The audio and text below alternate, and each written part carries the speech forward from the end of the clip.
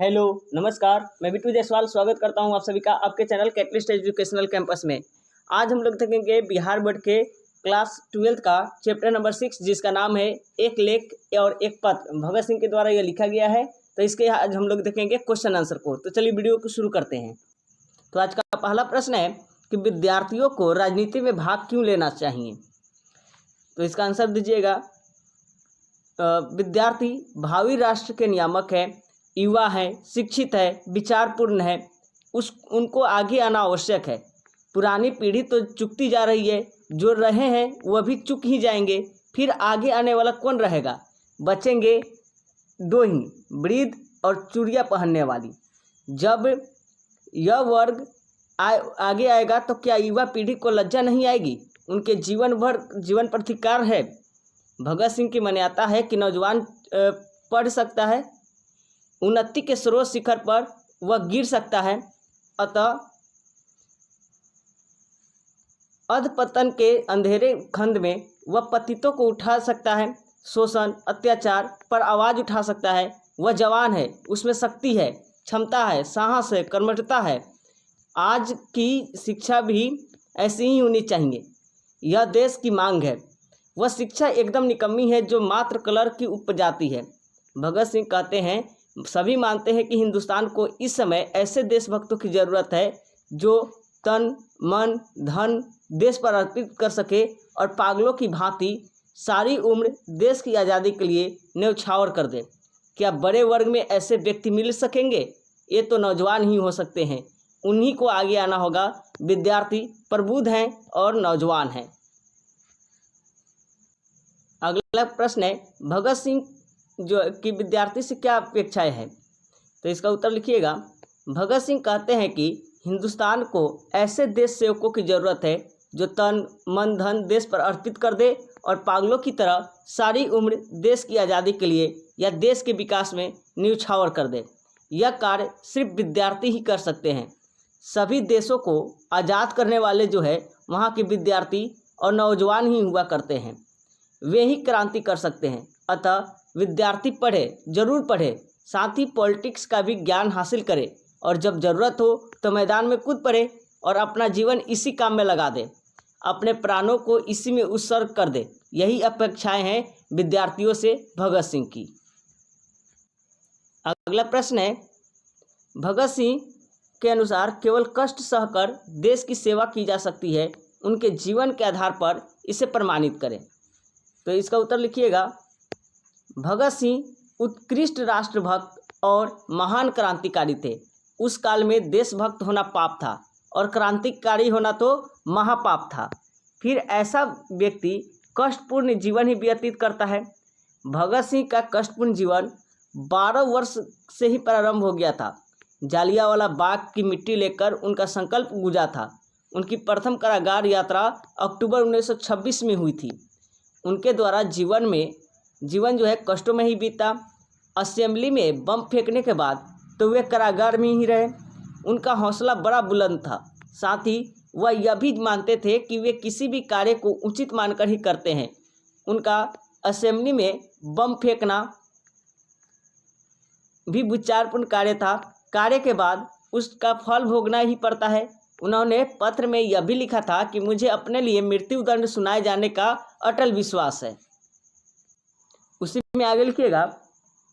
उन्होंने रूसी साहित्य का संदर्भ देते हुए कहा है कि विपत्तियां व्यक्ति को पूर्ण बनाने वाली होती है।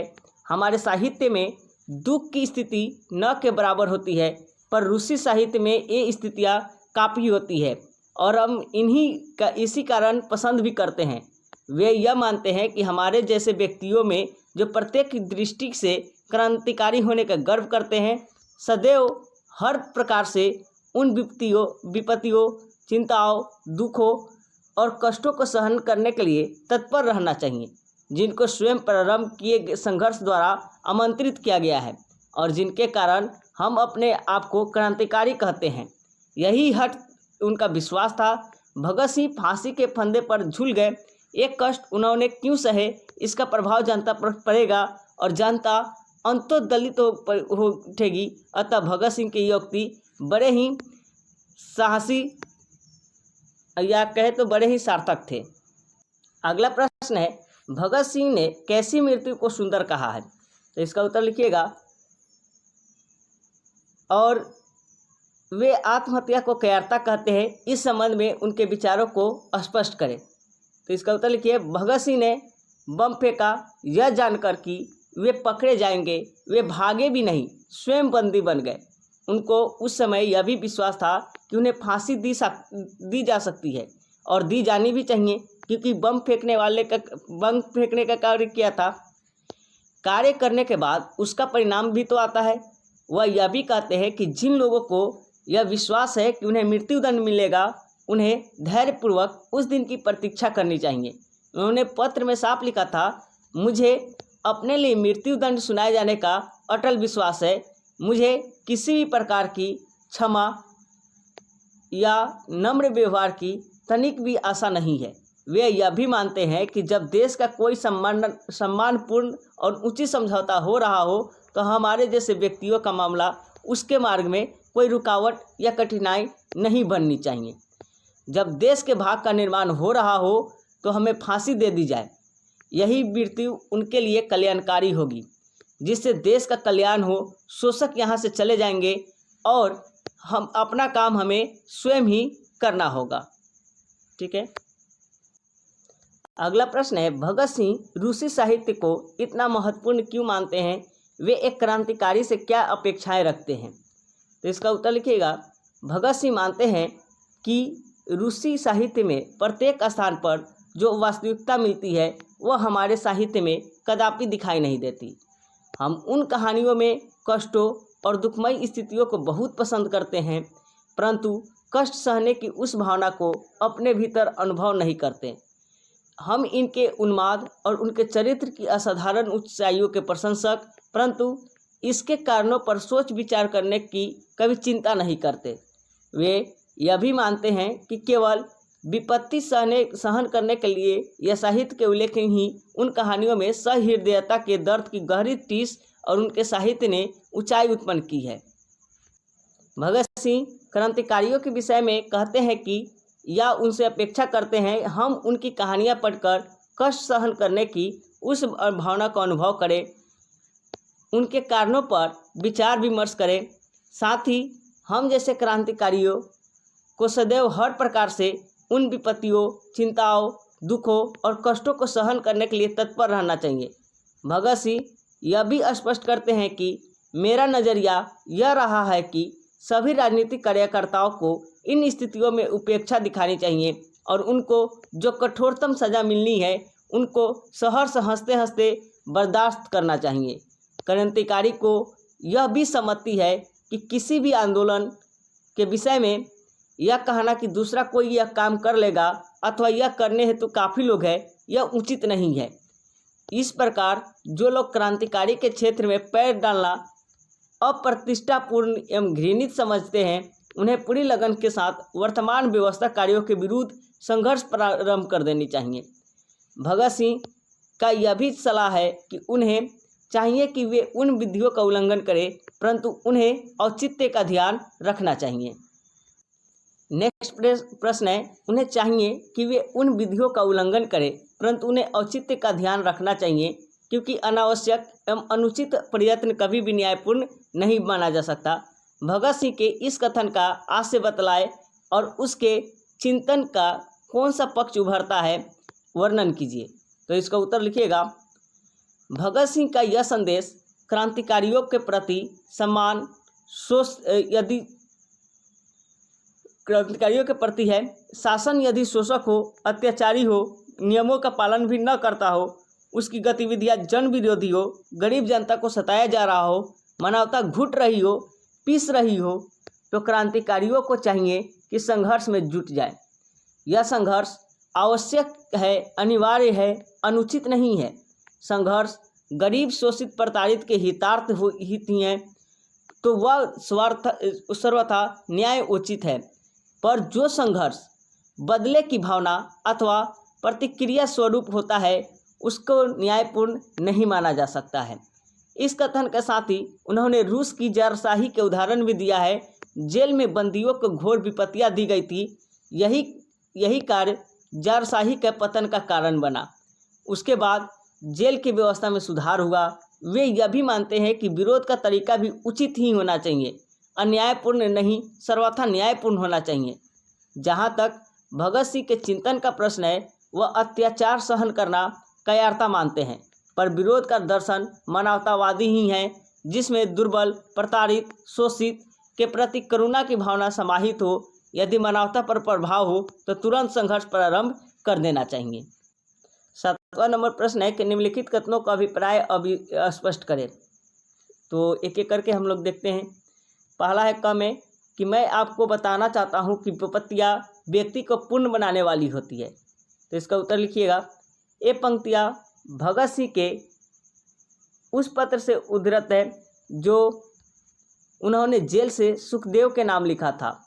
उनके मान्यता थी कि हमको जो कष्ट दिया जाएगा, यातनाएं दी जाएगी, उसका प्रभाव पड़ेगा, उससे एक सर्वव्यापी विराट आंदोलन छिड़ जाएगा। उनकी यह भी धारणा है कि हमें मृत्युदंड ही मिलेगा, उसकी हमें प्रतीक्षा करनी चाहिए। यह मृत्यु बड़ी सुंदर होगी। उनकी बड़ी स्पष्ट धारणा है कि विपत्तियां व्यक्ति को पूर्ण बनाने वाली होती है। इस अवसर पर व्यक्ति का साहस, सहनशीलता, अपराजय शक्ति की परीक्षा हो जाती है और उसमें विलक्षण सामर्थ्य, साहस, सहनशीलता, अडिगता उभर आती है। साथ ही उसकी हालत और साहस को देखकर अन्य व्यक्ति भी यह सहनशीलता का पथ स्वीकार करता है और आगे बढ़ते हैं। अंग्रेजी में कहा गया है, adversity makes the man perfect, यानी मुश्किल संघर्ष जो है आदमी को परफेक्ट बनाता है।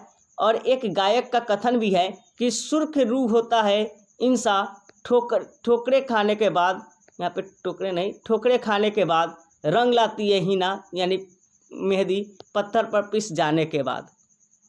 ठीक है। ख नंबर जो है वह है कि हम तो केवल अपने समय की आवश्यकता की उपज है। इसका उत्तर लिखिएगा। यह पंक्ति एक प्रतिक्रिया है। सुखदेव जी ने कहा था कि 14 वर्ष बंदीगिरी के कष्टों के बाद किसी व्यक्ति से यह आशा नहीं की जा सकती कि उसमें वही विचार अब भी शेष रह जाएंगे तो जो जेल जाते समय थे। भगत सिंह इस तथ्य से सहमत नहीं है। यदि हम इस क्षेत्र में न उतरे होते तो देश में सक्रियता नहीं आई होती। यह एकमात्र भ्रम है। जो भी क्रांतिकारी उपजे हैं वह किसी भावावेश प्रतिफल नहीं है।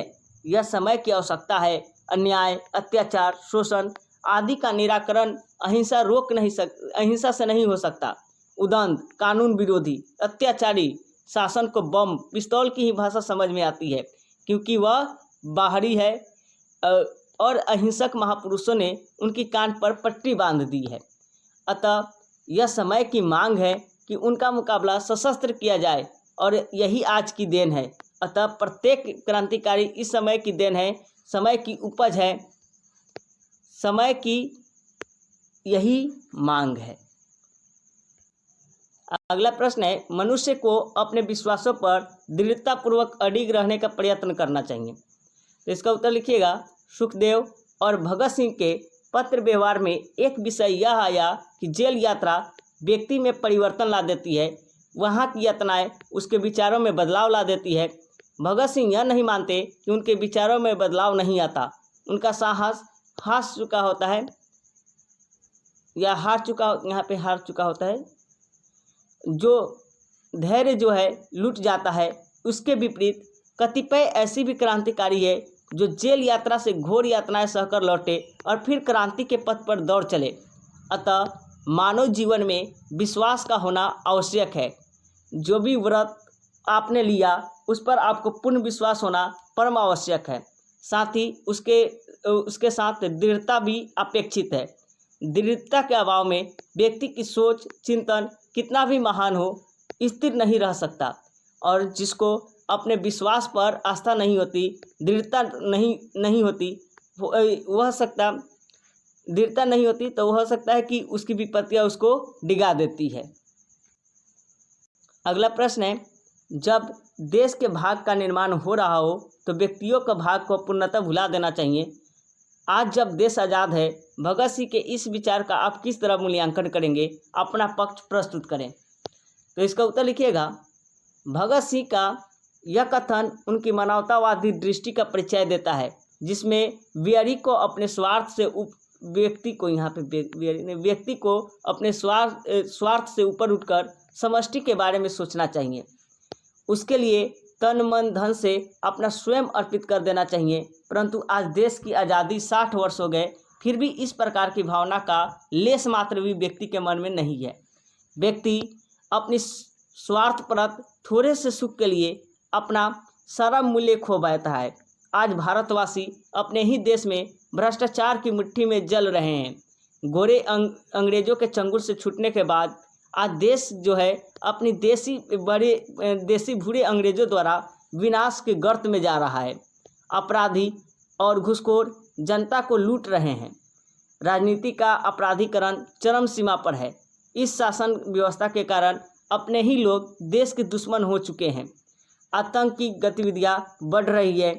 आज के राजनीतिक दल धार्मिक, भाषाई और क्षेत्रीय उन्माद फैलाकर सत्ता पर ब्रिज होने को प्रयासरत है, सिर्फ थोड़े से स्वार्थ के लिए। अगला प्रश्न है, भगत सिंह ने अपने फांसी के लिए किस समय की इच्छा व्यक्त की है, वे ऐसा समय क्यों चुनते हैं? तो इसका उत्तर लिखिएगा। भगत सिंह जीवन भर राष्ट्र जागरण के अग्रदूत बने रहे। वे यह भी चाहते थे कि उनकी मृत्यु भी ऐसी हो जिसका प्रभाव समूचे राष्ट्र पर पड़े। वे यह चाहते थे कि उनकी मुक्ति का प्रस्ताव सम्मिलित रूप में और विश्वव्यापी हो, और उसके साथ ही उनकी अभिलाषा यह थी कि जब यह आंदोलन अपनी चरम सीमा पर पहुंचे तो उन्हें फांसी दे दी जाए। यह थी उनकी अभिलाषा। जीवित रहे तब भी देश राष्ट्र के प्रेरणा स्रोत बने रहे, और मृत्यु से पूर्व जब उनकी मुक्ति प्रस्ताव विश्वव्यापी हो जाए तभी उन्हें फांसी दी जाए, ताकि यह जागृति अविराम बढ़ती रहे और राष्ट्र में एक प्रकार की चेतना सतत बनी रहे। अगला प्रश्न है, भगत सिंह के इस पत्र से उनकी गहन वैचारिकता, यथार्थवादी दृष्टि का परिचय मिलता है। पत्र के आधार पर पुष्टि करें। तो इसका उत्तर लिखिएगा। भगत सिंह का पत्र सुखदेव के नाम भगत सिंह के विचारों की झलक प्रस्तुत करता है। पहला जो है आत्महत्या के विषय में था, तो यह पत्र आत्महत्या पर भी विचार व्यक्त करता है। एक उलझन सुलझाई गई है कि आत्महत्या और बलिदान में क्या फर्क है। आत्महत्या एक कायरता है। कुछ दुखों से पीछा छुड़ाने हेतु आत्महत्या करना कायरता है। कायर और पुष्ट विचारों के अभाव में ही व्यक्ति ऐसा करता है। जिस संदर्भ में यह विचार है वहाँ भी श्रेयस्कर है कि व्यक्ति को संघर्ष करना ही श्रेयस्कर है। जेल यात्रा का काफ़ी महत्व है। यह उन व्यक्तियों को प्रेरणा देती है जो कायर है, और राष्ट्र की स्वतंत्रता हेतु एक बड़े समुदाय को ही नहीं समस्त राष्ट्र को खड़ा होना होगा। वे कहते हैं, रूसी क्रांति में जब जारशाही ने बंदियों पर घोर अत्याचार किया था, उसके खात्मे का यही एक कारण बना था। आंदोलन आवश्यक है, उसकी तीव्रता भी परम आवश्यक है। यदि आंदोलन काफ़ी तीव्र करना है तो कष्ट उठाने के लिए तैयार ही रहना होगा। अगला जो है इस पत्र का है वह है देश सेवा की भावना। भगत सिंह ने पत्र में देश सेवा की बात भी उठाई है। आज की स्थितियों में देश सेवा का तात्पर्य है आंदोलन, शांति, और जो भी इस पद पर बैठेगा उसको अनगिनत कष्ट उठाने ही पड़ेंगे। यह पथ जो है कंटकाकीर्ण है और मार्ग में फूल नहीं बिछे हैं, सूल बिछे हैं।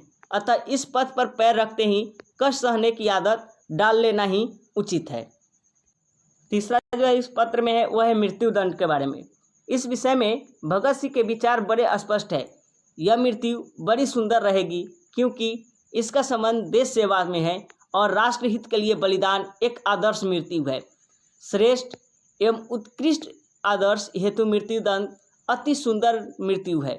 अतः क्रांतिकारी को हंसते हंसते फांसी पर झूल जाना चाहिए। भगत सिंह रूसी क्रांति में संघर्ष और सहन शक्ति पर आस्था रखते हैं। वे कहते हैं कि वहाँ की क्रांति में जो कष्ट सहने की भावना है उसको हम अनुभव नहीं कर पा रहे हैं।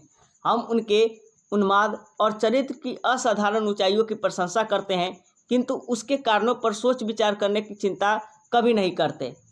यहाँ मात्र विपत्तियों को सहन कर लेने का उल्लेख है। रूसी साहित्य को पढ़कर उनके भीतर सहृदयता, गहरी टीस और उनके चरित्र में महानता जगा दी है। अतः भगत सिंह का वैचारिक चिंतन बड़ा स्पष्ट, प्रखर और सामायिक है।